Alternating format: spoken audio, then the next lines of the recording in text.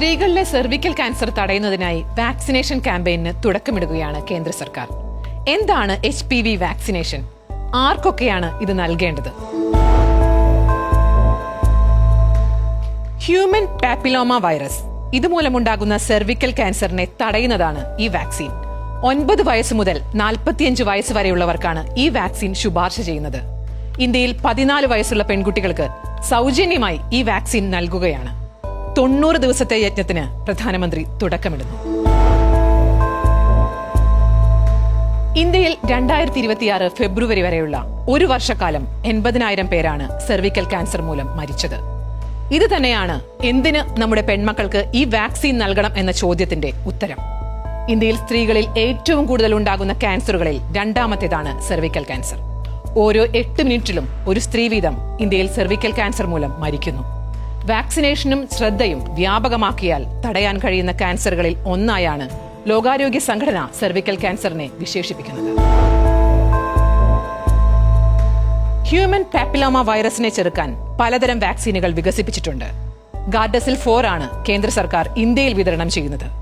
HPV 16, 18 എന്നിവയെ ചെറുക്കാൻ ശേഷിയുള്ളതാണ് ഗാർഡസിൽ 4. അതായത് സെർവിക്കൽ ക്യാൻസറിനെയും ജനനേന്ദ്രിയ അരിമ്പാറയെയും ചെറുക്കും. HPV വാക്സിൻ ഇന്ത്യൻ കമ്പനികളും ഉൽപ്പാദിപ്പിക്കുന്നുണ്ട്. ഒറ്റ ഡോസ് വാക്സിനാണ് കേന്ദ്ര സർക്കാർ ഈ യജ്ഞത്തിലൂടെ നൽകുന്നത്. HPV വാക്സിന്റെ പരീക്ഷണ ഫലം അടിസ്ഥാനമാക്കിയാൽ 2 or 3 ഡോസുകളായി നൽകാം.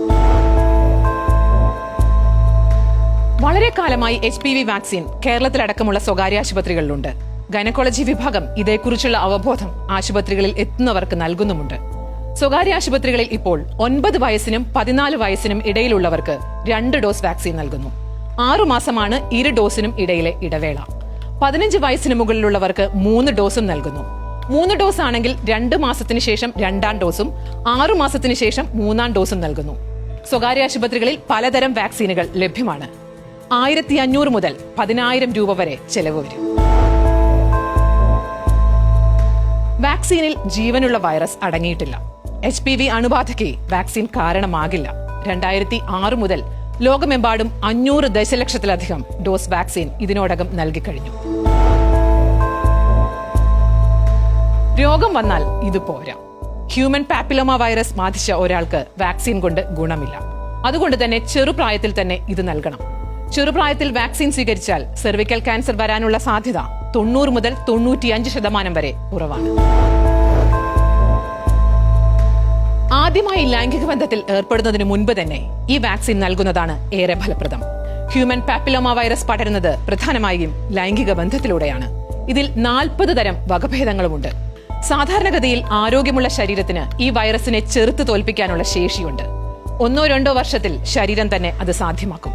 എന്നാൽ ചില അണുബാധ ഇങ്ങനെ മാറില്ല. അത് ക്യാൻസറിന് വഴിവെക്കുന്നു. ഇവിടെയാണ് വാക്സിൻ ഫലപ്രദമാകുന്നത്. ജനനേന്ദ്രിയ അരിമ്പാറയ്ക്കും ഹ്യൂമൻ പാപ്പിലോമ വൈറസ് കാരണമാകുന്നു. അതിനെയും വാക്സിൻ ഫലപ്രദമായി ചെറുക്കും.